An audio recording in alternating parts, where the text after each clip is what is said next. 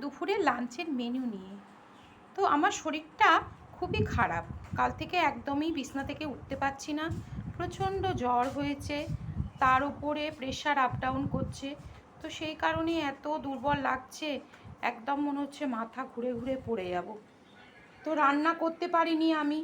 তো আমার মেয়ে আজকে যা হোক, এই এখন বেলা 2টো বেজে গেছে, কোনো রকম এসে রান্না করলো। তারপরে আমাদের এখানে জানেন তো কালকে রক্ষেকালী পুজো ছিল, সারা রাত্রি সবাই জাগা।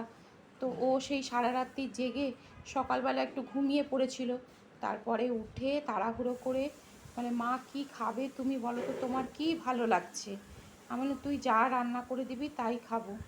অথচ মুখে একটুও খেতে রুচি নেই, একদম ভালো লাগছে না খেতে। কিন্তু কি করব, সকালবেলা জলখাবারটাও খেতে পারিনি, এমন মুখটা বিচ্ছিরি হয়ে আছে যে কিচ্ছু খেতে ভালো লাগছে না।